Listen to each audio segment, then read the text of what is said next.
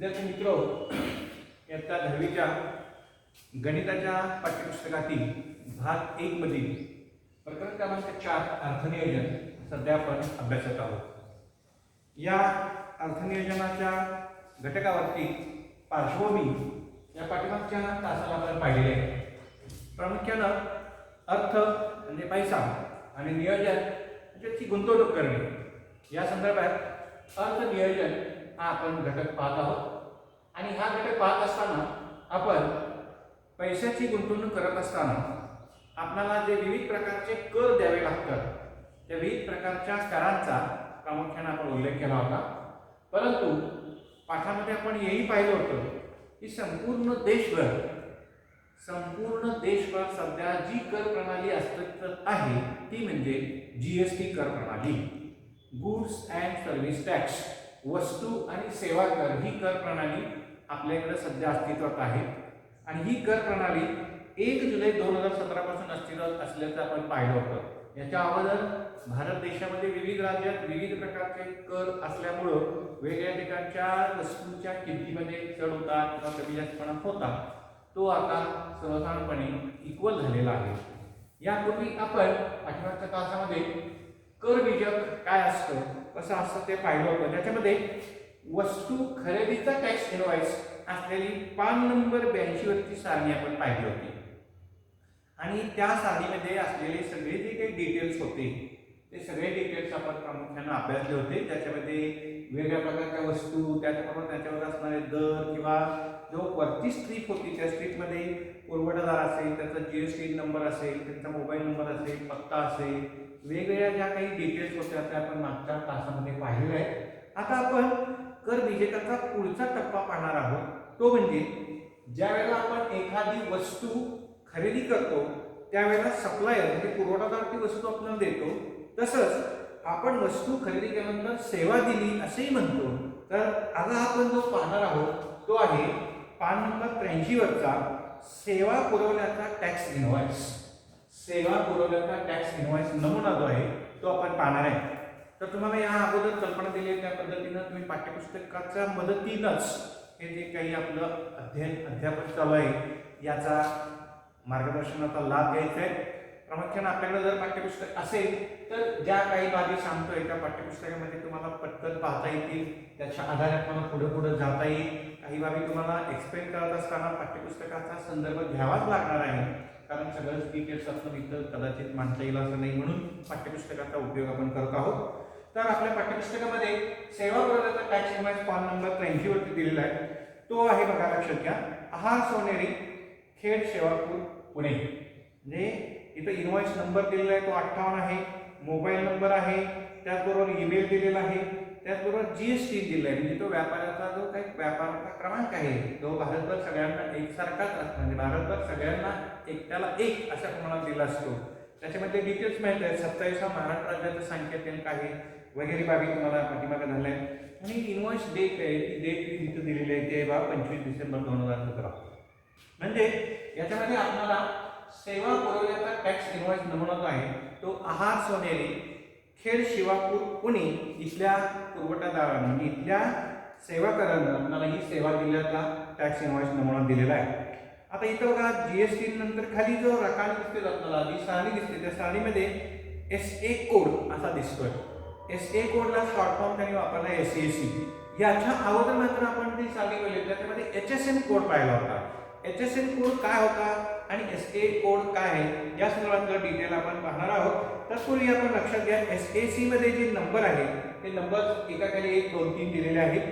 त्याच्याबरोबर food items असं ते म्हटलं आहे, ते फूड आयटम्स दिले आहेत. आणि त्याच्यानंतर क्वांटिटी आहे पुढं, त्याच्यानंतर त्याचा दर आहे, रेट आहे, त्याच्यानंतर टॅक्सेबल अमाऊंट आहे आणि मग CGST आणि SGST पुढे कॅल्क्युलेट केलेलं आहे.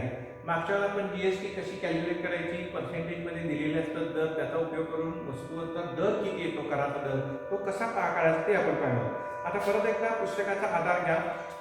जो SA कोड दिलाय पहिला आहे तो 9963 आहे, दुसऱ्यांदाही तोच आहे, तिसऱ्यांदाही तोच आहे. फक्त पुढं फूड आयटम्स जे दिले त्या फूड आयटम्समध्ये पहिल्यांदा म्हणलंय कॉफी, दुसऱ्यांदा म्हणलंय मसाला टी आणि तिसऱ्यांदा म्हणलंय मसाला डोसा. आणि त्याची संख्या पुढे दिलेली आहे. कॉफी 1 घेतलेला आहे, मसाला टी आहे तो 1 घेतलेला आहे आणि मसाला डोसाची क्वांटिटी 2 आहे. त्याचे दर दिले त्या पद्धतीने पुढे टॅक्सेबल अमाऊंट एक कॉपीचा दर 20 रुपये म्हणून 20 रुपये चाललाय. त्याच्यावरती जो आपल्याला CGST द्यायचा आहे तो 2.5% आहे. 2.5%चं आपल्याला उत्तर आले 0.50 रुपये म्हणजे 50 पैसे असं येईल. तसंच SGST सुद्धा तेवढाच असणार आहे, कारण आपण मागच्या वेळेला पाहिलं होतं CGST म्हणजे केंद्र सरकारचा देय कर आणि SGST म्हणजे राज्य सरकारचा देय कर. या दोन्हीची जी काही विभागणी असते ती समसमान असते. म्हणजे 10% एकूण GSTचा जर असेल तर 5% याप्रमाणे. इथं दिलेलं आपल्याला 2.5% CGST आहे आणि 2.5% SGST आहे. प्रत्येकी 50 पैसे आपल्याला इथं काय मिळाला आहे तो CGST आणि SGST झालेला दिसून येतो. मसाला टीवरती 10 रुपये आहे, त्याच्यावरती 2.5% GST आहे, त्यामुळे त्याच्यावरची किंमत येईल ती 0.25 रुपये म्हणजे 0.25 पैसे 0.25 पैसे असे आपल्याला मिळेल. ती कॅल्क्युलेट कशी करायची ते आपण मागच्या वेळेला पाहिलं होतं. आताही तुम्ही उदाहरण करून बघू शकता. मसाला डोसा 2 नग घेतलेले आहेत, क्वांटिटी 2 आहे, एकाची किंमत 60 म्हणून दोन्हीची किंमत 120 रुपये होईल आणि 2.5% दरानं तिथली जी किंमत आहे ते 120 रुपयाला 2.5% दरानं 3 रुपये अशी काय येते किंमत येते. म्हणजे SGST आणि CGSTचा तो दर येतो. आणि याच्यावरून मग डाव्या बाजूला आपल्याला सगळ्या रकमांची बेरीज करता येईल. इथं 20, 10 आणि 120 अशी जी बेरीज आहे 150 येईल. SGSTची आणि CGSTची जी एकूण बेरीज आहे ती मात्र 3.75 प्रत्येकी येईल. 3.75 3.75 आणि मग एकूण रक्कम आपल्याला 3.75 आणि 120 अशी जी काय आहे ती सगळी एकूण ग्रँड टोटल आपल्याला घेता येईल. ती ग्रँड टोटल असेल आपल्याकरता 3.75 3.75 म्हणजे होतील 7 रुपये 50 पैसे आणि पूर्वीचे आपले 150 असे 157 रुपये 50 पैसे असे एकूण टोटल होईल, अर्थात ग्रँड टोटल.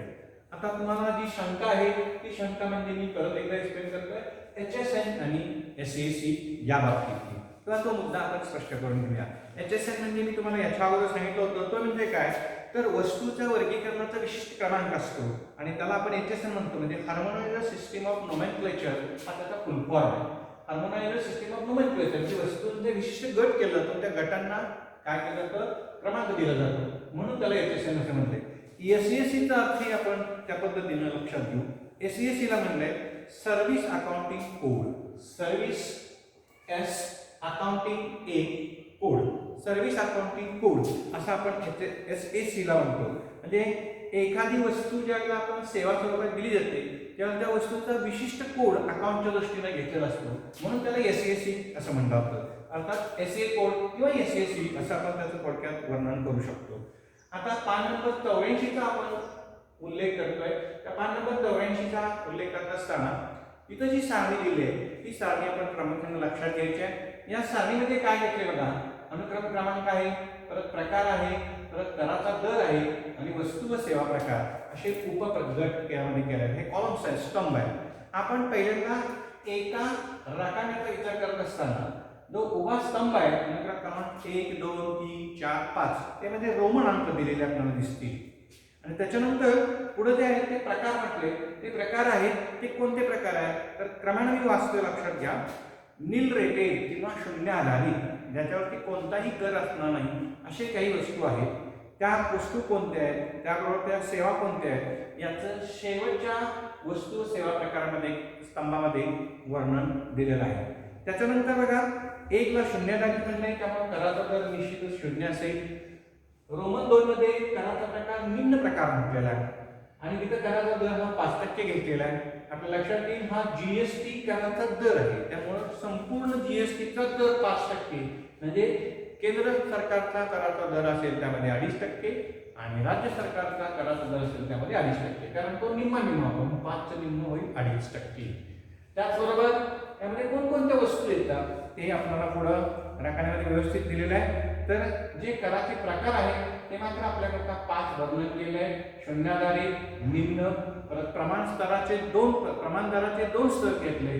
तिसऱ्यामध्ये प्रमाण दर स्तर 1, प्रमाण 2 स्तर तोच आहे पण स्तर 2 असं म्हणलं चौथ्यामध्ये आणि शेवटचा आहे तो आहे 5वा प्रकार म्हणजे उच्चतम दर. तर इथं जे दराचे जे प्रकार आहेत ते कसे आहेत ते दिले. प्रकार कराचा दर 0% आहे, काही वेळा तो 5% झाला त्याला निम्न स्तर म्हणले. प्रमाण दराचे जे 2 प्रकार आहेत 12% आणि 18% तेही आपल्या लक्षात येतील आणि त्याचबरोबर शेवटचा हायेस्ट किंवा उच्चतम कराचा जो दर आहे तो 25% आहे. सॉरी 25 नाही 28% उच्चतम दर. हा 28% दर जो आहे त्याच्यापुढे कोणत्या वस्तू त्या दरात येतात, कोणत्या सेवा त्या दरात येतात हे वर्णन आपल्या पान नंबर 84च्या सारणीवरती दिलं आहे. तुम्ही ही सारणी लक्षात घ्या.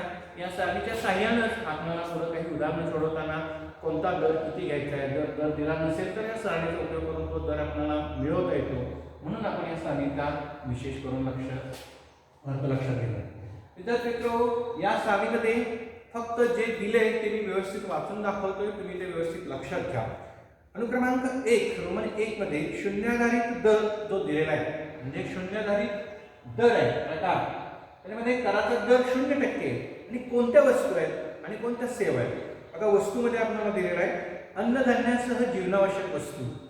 अन्नधान्य जे आपण पाहतो वेगवेगळ्या प्रकारचे आपल्याला जे जीवनावश्यक वस्तू आहेत, अन्नधान्य आहेत, त्याचबरोबर भाजीपाला असतील, फळं, दूध, मीठ, मातीची भांडी इत्यादी प्रकारची जी वस्तू आहे उत्पादनं होतात त्याच्यावरती आपल्याला या वस्तूवरती 0% कर आकारला जातो. आणि सेवा कोणकोणत्या आहेत तर धर्मादाय संस्थांचे उपक्रम, त्याचबरोबर पाण्याची वाहतूक, रस्ते व पुलांचा वापर, शिक्षण व आरोग्य सेवा, सार्वजनिक वाचनालय, शेती संबंधी सेवा इत्यादी सेवांच्या वरती जे कर आहे ते कर 0% आहे. म्हणजे शून्याधारित कराचा प्रकार म्हणून ते विचार घेतले जातात. आता निम्न दर कोणत्या वस्तू आणि सेवावरती घेतले? निम्न दर किती आहे? अनुक्रमांक रोमन 2 मध्ये निम्न दर आहे तो आहे 5%. आणि वस्तू कोणकोणत्या आहेत? सामान्य वापरातील वस्तू जसे LPG सिलेंडर. आपल्याकडे आता बऱ्यापैकी LPG सिलेंडर बहुतेक सर्वांच्या घरोघरी येत असतील. तुम्ही तो LPG सिलेंडर पुरवला जातो, लिक्विड पेट्रोलियम गॅस, म्हणजे जो आपला द्रवरूप इंधन आहे लिक्विड पेट्रोलियम गॅसचे सिलेंडर येतं त्याची जर तुम्ही पावती बघितली तर त्या पावतीमध्ये तुम्हाला हा 5% दराचा अंतर्भाव दिसून येईल. LPG सिलेंडर आहे, चहा आहे, तेल आहे, मध आहे, फ्रोजन भाज्या म्हणजे ज्या भाज्या शिजवून फ्रीज करून ठेवल्या असतात त्या, लवंग, मिरी, मसाले, मिठाई इत्यादी. आणि सेवा कोणकोणत्या म्हणजे रेल्वे वाहतूक असेल, बस वाहतूक असेल, टॅक्सी सेवा, विमान वाहतूक, म्हणजे साधारणतः वाहतुकीच्या साधनामध्ये या इकॉनॉमी क्लासमधून ज्यांचा प्रवास होतो, सर्वसाधारण गट जो इकॉनॉमी क्लास आपण म्हणतो त्याच्यामधून ज्यांचा प्रवास होतो त्यांना 5% दर आकारला जातो. तसंच हॉटेल्समध्ये जे खाद्यपदार्थ आहेत किंवा जे वेगवेगळे पेय पुरवली जातात, पेय असतील, चहा कॉफीसारखी असतील किंवा आपण कोल्ड्रिंक्स वगैरे समजतो, अशा सर्व पेय पुरवठ्यांच्यावरती 5% दर आकारला जातो. अर्थात इथं आपल्याला जी माहिती दिली आहे ती पूर्णपणे थोडक्यात आहे, फक्त सारांश रूपाने दिलेली आहे. अगदी डिटेल प्रत्येक व्यवसायासाठी काय असेल याचा याच्यामध्ये उल्लेख करणं स्वाभाविक नाही किंवा तो होणंही स्वाभाविक नाही आहे. फक्त तुम्ही हे लक्षात घ्या की सर्वसाधारणपणे कराचे जे दर आहेत ते कोणकोणते आहेत, त्यांचे प्रकार कोणते आहेत तर शून्याधारित, निम्न, प्रमाणसाराचे 2% आणि उच्चतम दर असे एकूण 5 प्रकार आहेत. आणि त्यांचे दर आहेत ते त्या प्रमाणात चढत्या क्रमाने आहेत. 0%, 5%, 12%, 18% आणि उच्चतम दर आहे तो 28% आहे. तर आपल्या लक्षात येईल प्रमाण दराचे 2 घटक केले, स्तर 1 आणि स्तर 2. 12% मध्ये कोणत्या वस्तू सेवा दिलेत ते लक्षात घ्या. ग्राहकोपयोगी वस्तू दिलेल्या आहेत, लोणी, तूप, सुकामेवा, भाज्या व फळापासून तयार केलेली लोणची असतील, मुरंबा, जाम, जेली, चटण्या, मोबाईल इत्यादी. त्याच्यानंतर सेवा म्हणजे त्यामध्ये छपाईसाठी जी कामे असतील, गेस्ट हाऊस, बांधकाम व्यवसायाशी निगडीत सेवा. स्तर 2 मध्ये परत ज्या वस्तू दिल्या त्यामध्ये मार्बल, ग्रॅनाइट, परफ्यूम, धातूच्या वस्तू, संगणक, प्रिंटर, मॉनिटर, CCTV इत्यादी अशा वस्तू दिल्या आहेत. आणि सेवा दिल्या आहेत courier services, outdoor catering, circus, नाटक प्रदर्शन, सिनेमा, चलन विनिमय सेवा, शेअर खरेदी विक्री सेवा इत्यादी. आणि शेवटचा जो उच्च स्तर आहे त्याच्यामध्ये मात्र आपल्या लक्षात येईल की याच्यामध्ये ऐशारामाच्या ज्या वस्तू आहेत किंवा चैनीच्या ज्या वस्तू आहेत आणि त्या संदर्भातल्या ज्या काही सेवा पुरवल्या जातात त्यांचा उच्चतम दर हा 28% आहे. तर ऐशारामाच्या वस्तू motorcycle parts, luxury car, pan masala, vacuum cleaner, dishwasher, AC unit, washing machine, तंबाखू उत्पादने, या शीतपेय इत्यादीवरचे जे काही दर आहेत ते 28% आहेत. त्याचबरोबर 75 हॉटेलमधील जे निवास व्यवस्था असतात ही सेवा झाली. अशा सेवामध्ये amusement park, water park, theme park, casino, race course, IPL सारखे खेळ, विमान वाहतूक, बिझनेस क्लासमधली, बिझनेस क्लास आणि इकॉनॉमी क्लास मागाशी आपण पाहिलं तर बिझनेस क्लासमधली विमान वाहतूक असेल तर मात्र आपल्याला उच्चतम दर द्यावा लागतो आणि तो आहे 28%. तर हे जे काही दर आहे हे केंद्र सरकारने किंवा संपूर्ण भारतभर त्याची एक वाक्यता राहण्याकरता GSTचे हे दर आपल्या पाठ्यपुस्तकात वर्णन केलं आहे. तुम्ही त्या पान नंबर 84 वरील सारणीचा व्यवस्थित विचार करा आणि जो जे टेबल दिलं आहे त्या टेबलामध्ये जी मांडणी केलेली आहे त्या मांडणीचा व्यवस्थित विचार करा आणि लक्षात घेऊन त्यानुसार पुढचा आपल्याला वस्तू व सेवा कराचे दर ठरवता येणार आहे. फक्त याची एक महत्त्वाची टीप आहे, ती कोणती आहे तर ते लक्षात घ्या. इथेही दिले आहे शासनाने वेळोवेळी ठरवलेले जे दर आहेत याच्यामध्ये शासनाला बदल करण्याचा सुद्धा अधिकार असतो आणि त्यामुळे या काही प्रमाणात कमी जास्तता होऊ शकते. पण आपलं हे पुस्तक छापताना जे दर होते त्याचा संदर्भही आपल्या पुस्तकामध्ये दिला आहे. त्या संदर्भानुसार हे दर घेतलेले आहे. त्यामुळं आपण आपल्या पाठ्यपुस्तकाचा आधार घेऊन जे दर आहेत त्या दरावर आधारित असलेली उदाहरणं आपण काय करायचे विचारात घ्यायचे आहेत किंवा तशीच उदाहरणं आपण विचारात घेणार आहोत. आता तुमच्या पाठ्यपुस्तकामध्ये पान नंबर 85 वरती काही कृती दिलेल्या आहेत. तर त्या कृती तुम्ही व्यवस्थितरित्या पूर्ण करा. तुम्हाला आता जी काही सारणी दिलेली आहे याच्या अगोदरचे जे काही 2 सारणींचे विवेचन झालं आहे त्यानुसार कृती 1, 2, 3, 4 या कृती तुम्हाला पूर्ण करता येणार आहे. फक्त माहितीसाठी मी सांगतो तुम्हाला लागणाऱ्या किमान 10 वस्तूंची यादी करा व त्यावर GSTचा दर किती आहे ती तुम्ही तपासून पहा म्हणलं आहे. तर पुस्तकामध्ये तुम्हाला 10 वस्तूंची माहितीसाठी 2 वस्तूंची नावं दिली आहेत, स्केचबुक आणि कंपास पेन. आपण विद्यार्थी असल्यामुळं विद्यार्थ्याशी संबंधित निगडीत असलेले बाबी इथं दिलेले आहेत. स्केचबुक आहे, कंपास पेन आहे. त्याच्यानंतर आपलं जे शालेय स्टेशनरी दप्तर असेल म्हणजे शालेय स्टेशनरी असतील त्या सगळ्या शालेय स्टेशनरीचा आपण याच्यामध्ये अंतर्भाव करू शकता आणि 10 वस्तू आपण घेऊ शकता. उदाहरणार्थ तुमच्या कंपास पेटीमधील साहित्य असेल, छोटं साहित्य असेल, पुस्तक असतील, नोटबुक्स असतील म्हणजे वह्या असतील, अन्य जे काही आपल्याला आवश्यक साहित्य असतं ते लेखी साहित्य असेल म्हणजे वेगवेगळ्या प्रकारचं आपलं स्टेशनरी साहित्य आहे त्याचा आपण इथं अंतर्भाव करू शकतो. आपल्याला लागणारे ज्या काही विविध वस्तू आहेत उदाहरणार्थ युनिफॉर्म असेल, त्याचबरोबर आपण येताना सायकल वापरतो किंवा काही विद्यार्थी बसनं वगैरे येतात म्हणजे आपल्या ह्या दैनंदिन रुटीनमध्ये आपल्याला ज्या गोष्टी गरजेच्या आहेत त्यांचा इतर वस्तू किंवा सेवा अशा अर्थानं तुम्ही संदर्भ घ्या आणि त्याच्यासाठी किती दर असेल तो घ्या. आता तिथं एक्सप्लेन करणं तुम्हाला म्हणजे वस्तूनुसार आणि सेवेनुसार आता दर बदलत असल्यामुळं तिथं GSTचा दर हा तुम्हाला तुमच्या पुस्तकाच्या आधारे घेता येणार आहे. त्याचबरोबर तुम्हाला कृती 2 आणि कृती 3 मध्ये सुद्धा या पद्धतीच्याच काय दिलेले आहे बाबी वर्णन केले आहे. कृती 2 मध्ये म्हणलेलं आहे सेवा, रेल्वे बुकिंग असेल, कुरिअर सर्व्हिस असेल, GSTचे दर लिहायला सांगितले आहेत पुढं. त्याचबरोबर रेल्वे वाहतूक सेवा आहे, त्याचे कोड आहे, वस्तू व सेवा त्या कोड नंबर तुम्हाला ते कसे निश्चित करता येतात किंवा कसे मिळवता येतात हे बघितलं आहे म्हणजे बघता येईल. तर HSN कोड आणि SSC कोड हे जे 2 मुद्दे मी तुम्हाला सांगितले ते म्हणजे वस्तूला एक हार्मोनॉमिक जे नोमेनक्लेचर केलेलं असतं, हार्मोनाइज्ड सिस्टीम ऑफ नोमेनक्लेचर, त्यानुसार वस्तूला विशिष्ट कोड दिला जातो आणि सेवा पुरवणाऱ्या वस्तूंचा सुद्धा एक विशिष्ट प्रकारचा अकाउंटिंग कोड असतो त्याला आपण सर्व्हिस अकाउंटिंग कोड किंवा SSC असं म्हणतो. तर या पद्धतीनं आपण या पान नंबर 83, 84, 85 वरील मुद्द्यांचं थोडक्यामध्ये स्पष्टीकरण पाहिलेलं आहे. पाठ्यपुस्तकाच्या साहाय्यानं तुम्ही यातली आणखी काही डिटेल्स आहेत ती पाहू शकता. तुम्हाला पुस्तकाचा आधार हा निश्चितपणे घ्यावा लागणार आहे. त्याचबरोबर आम्ही तुम्हाला ज्या वेगवेगळ्या प्रकारच्या प्रश्नपत्रिका साप्ताहिक स्वरूपातील साप्ताहिक चाचणीच्या पाठवल्या आहेत त्या मात्र तुम्ही वेळोवेळी पूर्ण करून आपल्याला संग्रहित ठेवायचे आहे. त्याच्यामध्ये काही शंका असतील तर संबंधित शिक्षकांना विचारायचे आहे आणि त्या साप्ताहिक परीक्षेतील सर्व प्रश्नपत्रिका आपण आपल्या संग्रहित सोडवून ठेवायच्या आहेत. त्याचबरोबर संबंधित विषय शिक्षकांच्यावर सुद्धा त्या तपासणीसाठी तुम्ही PDF वगैरे करून पाठवू शकता किंवा पाठवायला पाहिजे. आता आपल्या पुस्तकामध्ये काही सोडवलेली उदाहरणं आहेत. त्या सोडवलेल्या उदाहरणांचा आपण काही विचार करणार नाही, फक्त माहितीसाठी मी पहिलं उदाहरण तुमच्या पुस्तकात दिलेलं आहे. सोडवलेलं उदाहरण ते फक्त वाचून दाखवते बघा. पान नंबर 86 वरती आरती गॅस एजन्सीने ₹545 करपात्र किमतीचा एक LPG सिलेंडर ग्राहकास विकला. GSTचा दर 5% आहे. आपण काय होता तो सिलेंडरचा दर निम्न स्तरामध्ये येतो, तो 5% दर आहे. ग्राहकास दिलेला कर वेळेला केंद्राचा राज्याचा कर किती रुपये असेल आणि ग्राहकास एकूण किती रुपये द्यावे लागतील. तर आपल्या लक्षात येईल ते उदाहरण सोडवून दिलेलं आहे. GST कराचा दर 5% आहे म्हणून CGSTचा दर 5/2 म्हणजे 2.5% असेल. तसंच SGSTचा सुद्धा कराचा दर 2.5% एवढाच असेल. त्यामुळं CGST म्हणजे ज्यावरती आपण ज्या टॅक्सेबल अमाऊंटवरती म्हणजे करपात्र रकमेवरती कर आकारतो ती आहे 545 रुपये करपात्र किंमत आणि 545 गुणिले 2.5% म्हणजे 2.5/100 आणि याचं उत्तर आपल्याला आलं आहे 13.625. आता 0.625 मधले शेवटचे जे पॉईंटच्या पुढचे डिजिट्स असतात किंवा अंक आहेत कारण आपण दोनच अंकांचा विचार करतो आणि म्हणून तो तिसरा अंक 5 आहे तो 625 मधला 5 किंवा 5 पेक्षा मोठा अंक असेल तर त्याच्या अलीकडचा अंक आपण 1 ने वाढवतो म्हणून ते 625 किती झालेलं आहे तिथं 0.63 झाले.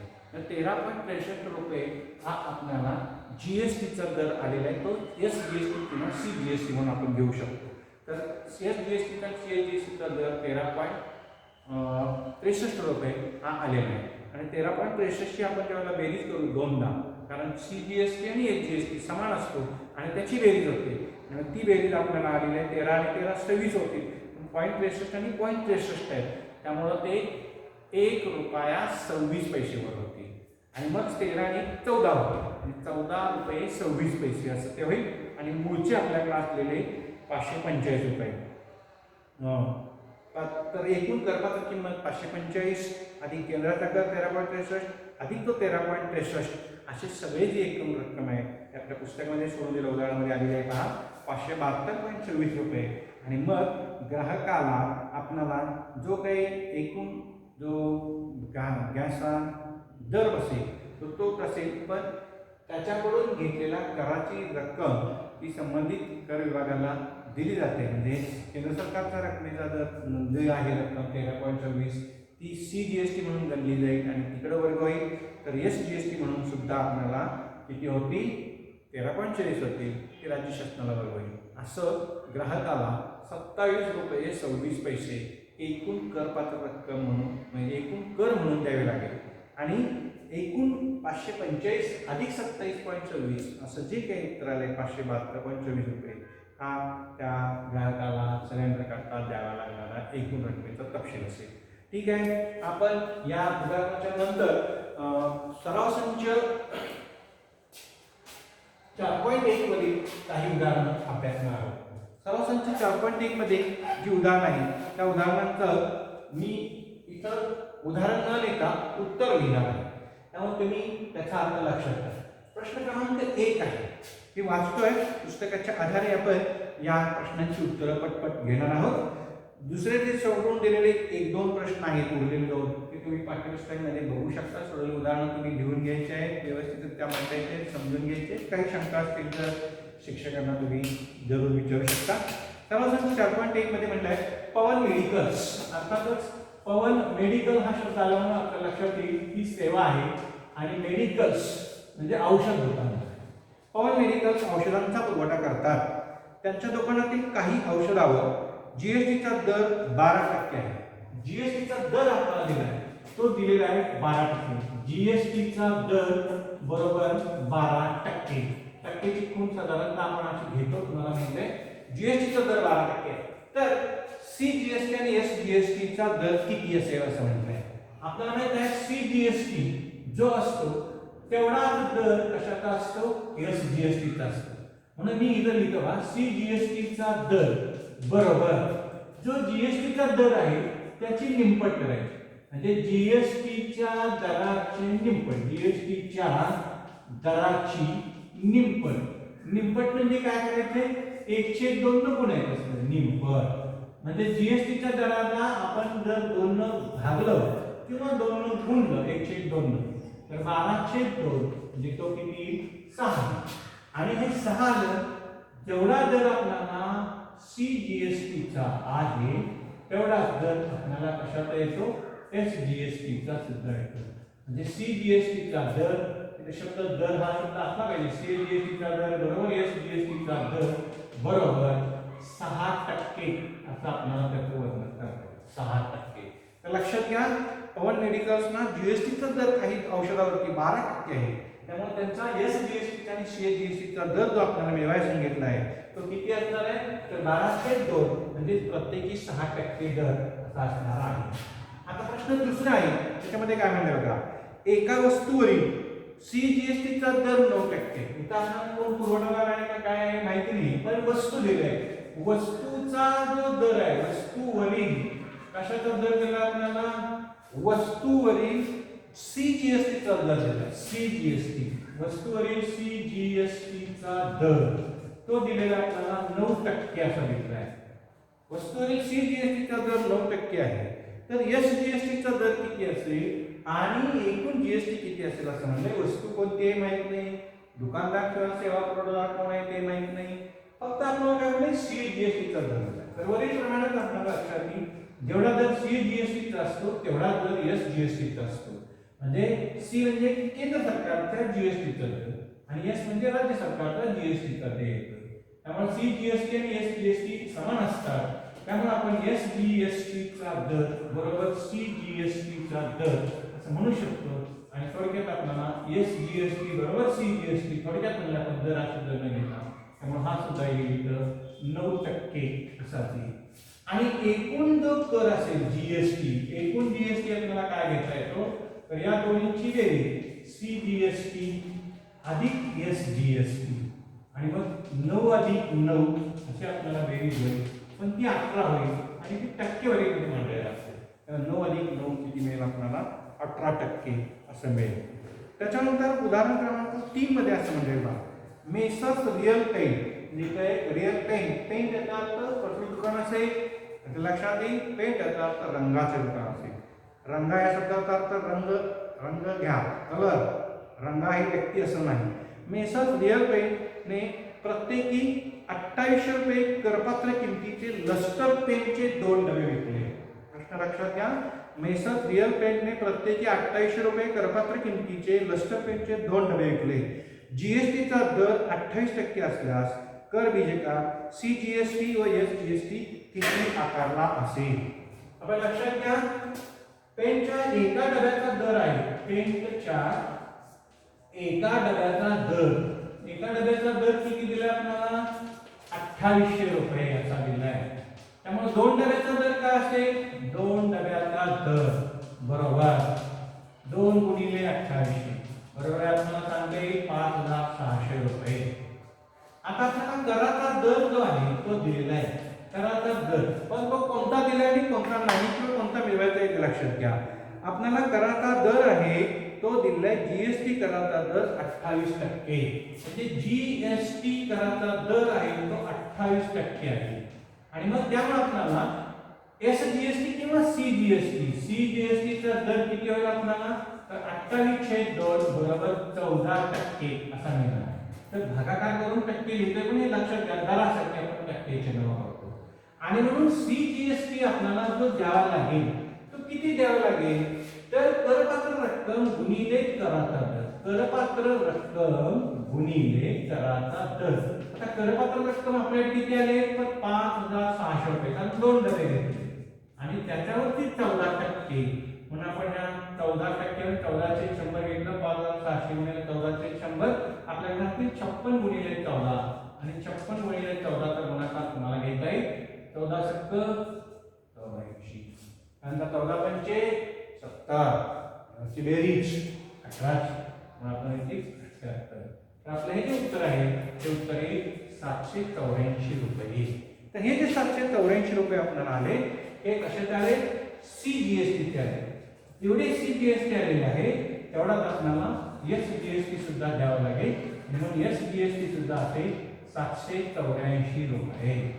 तर आपल्या लक्षात घ्या इथे ज्या किमती आहेत CGST त्या समान येतील आणि आपल्याला तेवढंच विचारलेलं आहे याच्यामध्ये 28% कराचा दर असेल तर कर विजेता CGST व SGST किती रुपये आकारला असेल. तर CGST आकारला असेल 784 रुपये आणि SGST सुद्धा आकारलेला असेल तो असेल 784 रुपये.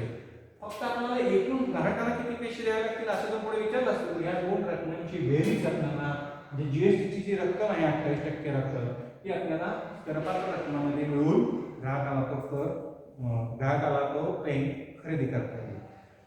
आता पुढे आपल्याला दिलं का एका रिस्ट वॉच प्रश्न क्रमांक 4 मध्ये एका रिस्ट वॉच बेल्टची करपात्र किंमत 586 रुपये आहे. प्रश्न क्रमांक 4 wrist watch belt wrist watch म्हणजे मनगटी घड्याळ. मनगटी घड्याळाच्या बेल्टची किंमत आपल्याला दिलेली आहे 586 रुपये. आता ती करपात्र किंमत आहे. करपात्र किंमत 586 रुपये दिलेली आहे 586 रुपये. धन्यवाद.